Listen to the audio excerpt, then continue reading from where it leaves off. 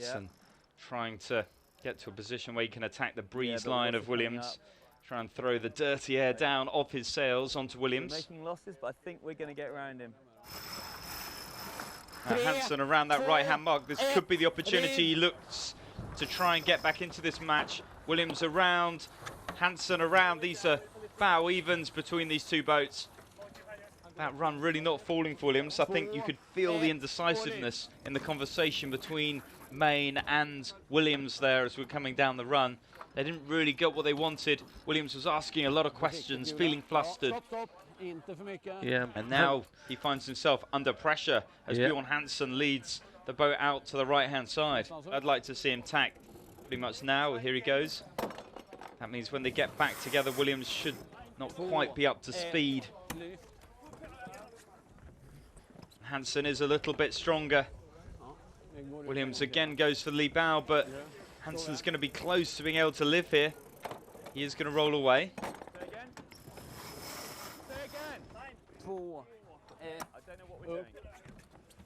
And here Williams yelling, the tempo building on board JAC Pindar. Sure. You want lee bow or dip? Dipping. I'm not really feeling this, Chris. Yeah, I tacked when you tacked, and you wanted to cross ahead of him. Tacking now. We had no chance. Bjorn Hansen tacks on top, and that communication really breaking down between Williams and Main. Yeah, there was a little bit of tension there, wasn't there, between Williams and Chris Main, saying, you know, you haven't done anything I've said, you know.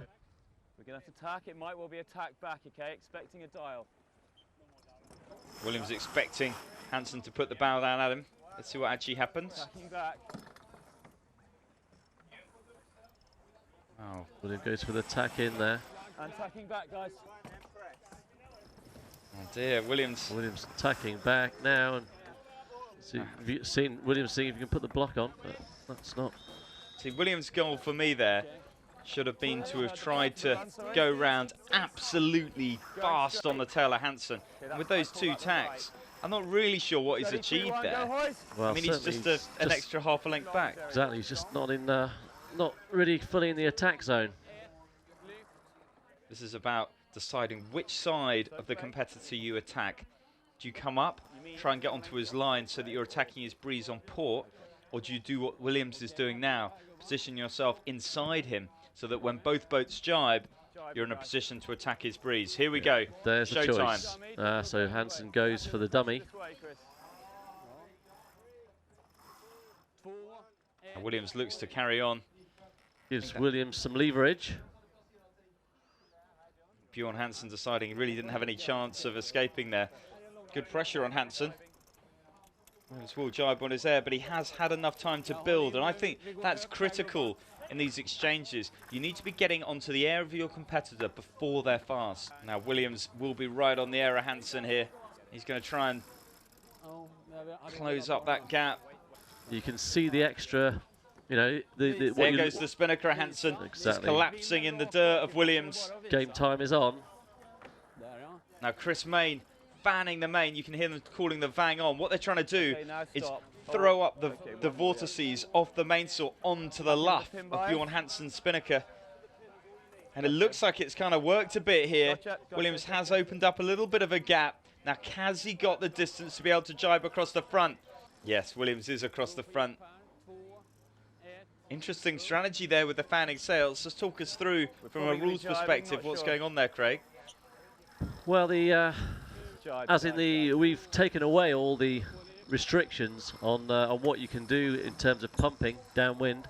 So you can, when you're in a downwind course, you can pump the sail and the sheets and the guys without restriction. So there we go. Williams taking this win against Hansen, perhaps exploiting that change more effectively than Hansen's team in the closing stages of that run. And it is Williams, after a shaky top mark, a shaky second beat, is able to hold that together, attack the breeze of Hansen, roll around the front, and he comes through the line to take the win. Ian came around the top mark with a good position to make a strike on us, and well, they did it. It was a hard position to defend, really, I mean, when we did our first jibe, it was a dummy jibe. He went away in, and already at that stage we knew that we were going to have a tough road back to the finish line, as we were almost on the lay line.